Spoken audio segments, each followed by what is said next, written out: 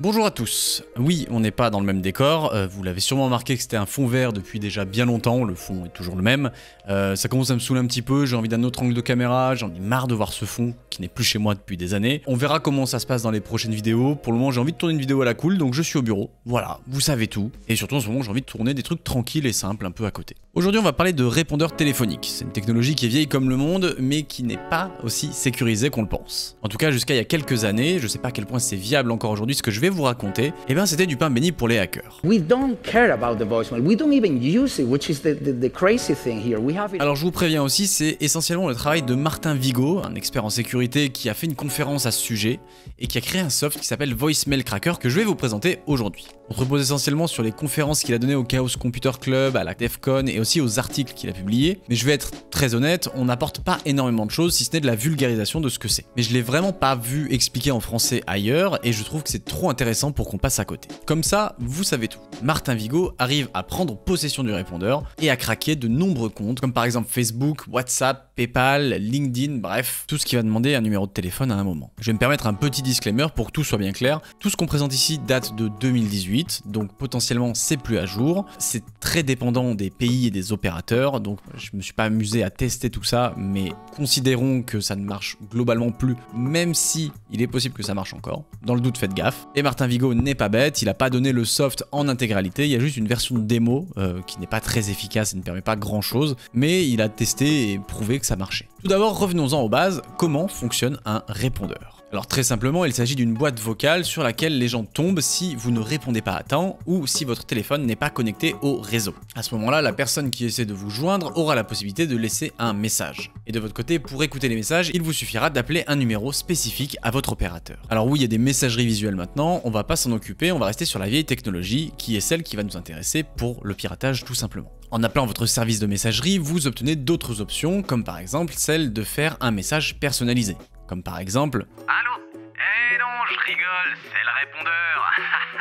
Bon, si j'en parle, c'est qu'il y a un intérêt, petit teasing, cette fonctionnalité va être utile pour plus tard. Mais d'abord, on va en finir avec le répondeur, vous allez pouvoir et même devoir créer un code PIN qui vous sera utile pour accéder à votre répondeur à distance. Lorsque vous appelez votre service de messagerie vocale, vous n'avez pas besoin d'entrer votre numéro de téléphone, tout simplement parce que votre opérateur le comprend et donc vous fournit vos messages vocaux ainsi que les options. Et là, ce qui va nous intéresser, c'est pas les numéros classiques de répondeur, mais plutôt les numéros qui sont destinés à l'appel depuis l'étranger ou depuis un autre téléphone. En fait, c'est des numéros sur lesquels vous allez devoir rentrer le numéro du répondeur que vous allez vouloir consulter, et ça change un petit peu tout forcément, puisque vous pouvez appeler de n'importe quel numéro et consulter n'importe quelle messagerie, pour peu que vous connaissiez le code PIN. Ou alors potentiellement un code PIN par défaut défini par l'opérateur. Alors dans le cadre des recherches de Martin, il a fait beaucoup de recherches sur les codes PIN par défaut, notamment ceux des Américains, et c'est en général les 4 derniers numéros du téléphone. Ou alors chez AT&T, c'est 6 fois le chiffre 1, c'est pas mal aussi. La deuxième possibilité, et vous me voyez peut-être venir, s'il s'agit d'un code à 4 chiffres, il n'y a que 10 000 possibilités.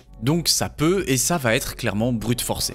On va tester toutes les possibilités. Alors évidemment, quand on commence à passer à 5 chiffres, ça devient un peu plus compliqué de brute forcer, mais on va partir de 4 chiffres. Et troisième possibilité, qu'on va d'ailleurs incorporer finalement au brute force, c'est qu'on va se reposer sur les codes PIN les plus utilisés. Il y a des stats qui ont été fournis, Martin les a, et il y a des listes de codes PIN très récurrents, évidemment, à tester en premier. For example, by trying the top 20 most common pins, you have a 22% chance of guessing the right one. Bon, là ça nous fait pas mal de possibilités pour trouver le code PIN d'une messagerie vocale assez facilement. Pour le brute force, on a en général 3 essais à chaque appel. C'est-à-dire que vous allez entrer une première fois un code, il va vous dire non, une deuxième fois un code non, troisième fois un code, ensuite l'appel va se couper. Le soft de Martin va donc pouvoir tester 3 codes à chaque fois, ce qui est franchement pas mal. Et pour ça, il va utiliser Twilio, un service téléphonique en ligne, qui permet d'automatiser tout ce travail, mais qui permet notamment de passer des dizaines, voire des centaines d'appels en simultané. Et comme ici on appelle un service de l'opérateur et qu'on utilise différents numéros, c'est très important parce que le même numéro va être grillé sinon au bout d'un moment, eh bien ça ne bouchonne pas. Il n'y a pas de problème, tous les appels passent correctement. Attention, à l'époque il existait bien déjà des protections contre le brute force,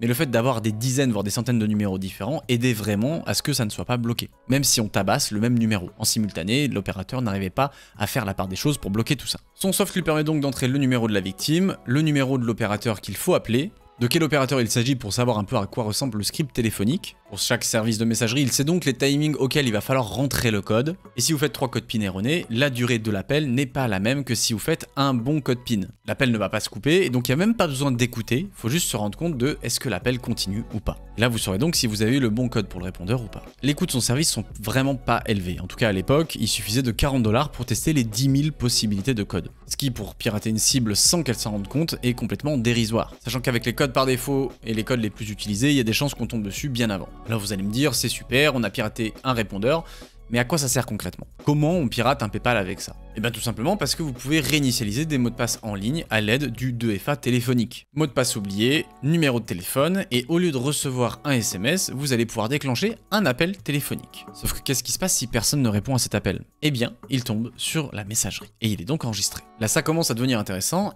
et c'est pas fini. Il va donc falloir s'assurer que l'appel que vous allez déclencher tombe bien sur le répondeur de la victime. Et comme on le disait au début, il y a 2 possibilités pour que ça arrive, si la personne ne décroche pas à l'appel, ou alors si le téléphone n'est pas connecté au réseau. Et encore une fois, il y a plusieurs méthodes pour savoir quand appeler. Dans sa conférence, Martin en donne quelques-unes. Évidemment, premièrement, il y a l'OSINT, c'est-à-dire les sources publiques, voilà, qu'est-ce que la personne va dire sur internet, par exemple sur son voyage, est-ce qu'elle est dans l'avion actuellement, est-ce qu'elle est au cinéma, est-ce qu'elle dort, toutes ces possibilités-là qui font qu'on sait qu'elle ne répondra pas au téléphone ou que son téléphone est coupé. On peut aussi passer par une base de données qui s'appelle le HLR, le Home Location Register. Alors je ne connais pas vraiment, mais c'est une base de données relative aux opérateurs mobiles, voilà, qui est vraiment centrale dans le fonctionnement du réseau mobile, qui permet notamment de localiser potentiellement un numéro et de savoir s'il est connecté au réseau, et si oui, depuis quand, la dernière fois qu'on l'a vu. Il y a des services en ligne qui permettent d'utiliser le HLR justement pour savoir, par exemple, quand vous faites une campagne de marketing, si vos numéros ne sont pas périmés et si ça vaut le coup d'envoyer des SMS par exemple à ces numéros. Je m'y connais pas plus, mais ça peut être très utile dans ce cas-là. Ou encore les SMS classe 0, qui sont des SMS un peu différents puisqu'ils n'affichent pas d'expéditeur et qu'ils apparaissent comme une sorte d'alerte sur votre mobile. On peut les envoyer en mode silent, c'est-à-dire qu'ils ne sont même pas affichés sur le téléphone de la victime, et vous pouvez recevoir un SMS d'accusé de réception si jamais il a bien été reçu. Ce qui fait qu'évidemment, si vous ne recevez pas de réponse, c'est peut-être le moment de lancer une attaque. Et pour le coup, je ne maîtrise pas cette techno, je sais pas à quel point elle est valable encore aujourd'hui, en tout cas à l'époque, c'était quelque chose qui se faisait. Bon, ça c'est si vraiment on a envie de savoir si la personne est déconnectée ou pas. Il y a d'autres méthodes un peu moins nobles à utiliser, comme par exemple le call flooding, qui va être de bourriner d'appels la personne, histoire que l'appel du service de récupération de mot de passe tombe forcément en messagerie. Simple, efficace, une méthode de bulldozer, voilà, moi de temps en temps j'aime bien. Bref, voici une petite démo du soft de Martin qui va choper un code de récupération sur WhatsApp. And Voicemail Cracker can do all that for you. Let's compromise WhatsApp. If you don't reply in a minute, it gives you an option to call. And that's exactly what I clicked. So now WhatsApp is basically calling the victim, which is again in airplane mode because he went on a remote trip or on a plane. And so I'm using Voicemail Cracker with the option message to automatically retrieve that newest message. As you can see, the last option is the PIN because I brute forced it before. So it's going to give me a URL with the recording of the newest message, which hopefully contains actually the code. It's interacting with the voicemail system. Your notification code is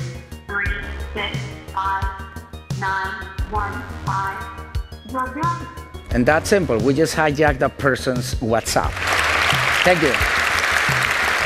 Voilà, c'est aussi simple que ça. À partir de là, Martin peut écrire des messages au nom de la personne. Il peut pas accéder à l'historique des messages, mais par exemple, s'il est dans un groupe et que quelqu'un écrit, il va recevoir les nouveaux messages. Je vous laisse évidemment imaginer les possibilités que ça donne. Alors, si vous avez bien suivi jusque-là, vous avez peut-être 2 questions. Laissez-moi y répondre. La première, c'est que quand Martin appelle un service de messagerie, avec son soft, il va devoir rentrer le numéro de la victime et le code PIN, en tout cas les 3 codes PIN qu'il va devoir tester. Sauf que là, on est sur un serveur de messagerie mobile, avec un service en ligne, on n'a pas de clavier à proprement parler, alors comment est-ce qu'il fait pour écrire sur le service de messagerie? Eh bien tout d'abord, c'est une très bonne question, je suis ravi de voir que vous suivez. Vous le savez sûrement si vous avez déjà eu un téléphone entre les mains, mais quand vous appuyez sur une touche du clavier, pendant un appel, vous allez entendre un bip qui ressemble à ça.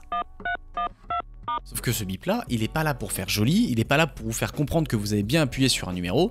Non, ce bip là, c'est littéralement le numéro que vous venez d'envoyer. Ces sons-là, on appelle ça des DTMF tones, ou code DTMF en français. Chaque touche a un son différent, et c'est ce qui permet de faire l'interface entre vous, qui appuyez sur un bouton, et le service de messagerie, qui va devoir comprendre quelque chose. Comme on est sur un truc vocal, il va le faire par le son. Vous comprenez donc sûrement l'idée, il y a juste à envoyer ces sons-là, voilà, un assemblage de sons, qui va faire le numéro de téléphone ou le code PIN à tester, pour que ça passe sur le répondeur. Je vous jure, c'est un sujet que j'adore, ça me fascine. Ok, deuxième question que vous posez peut-être, au tout début de la vidéo, j'ai dit que modifier le message d'accueil du répondeur serait peut-être utile. Mais dans ce cas-là, à quoi ça sert? Eh bien, c'est sûrement le meilleur truc de toute cette vidéo. Parce que maintenant qu'on a appris à envoyer des sons à travers le téléphone, on se rend compte qu'on peut envoyer des DTMF tones, eh bien, qu'est-ce qui nous empêche de les mettre sur notre message d'accueil du répondeur? Vous allez me dire à quoi ça sert? Eh bien, certains sites comme PayPal vont vous demander d'entrer un numéro à 4 chiffres quand vous allez recevoir l'appel pour prouver que vous êtes bien la personne qui possède le compte. Il suffira ainsi de mettre ces 4 sons directement dans votre messagerie et de laisser PayPal vous appeler. Il va donc écouter le répondeur qui donne le code en question.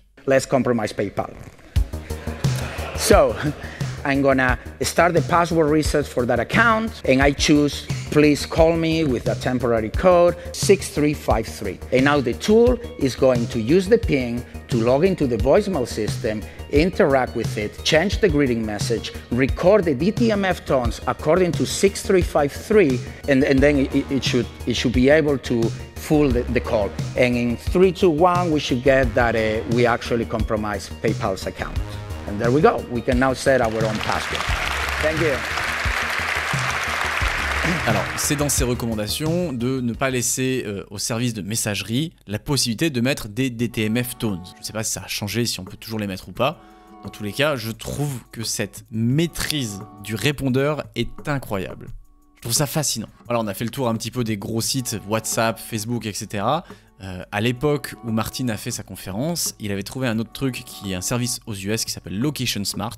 On va passer assez vite dessus, mais c'est un service où il y avait une démo d'ailleurs en ligne et vous pouviez juste mettre le numéro de quelqu'un, le vôtre en l'occurrence pour tester, et en fait, si vous dites yes quand on vous appelle ou que vous appuyez sur 1, le site va considérer que vous avez donné votre accord pour être localisé. Et ça pendant 30 jours, et accessible à partir du site web. C'est incroyable.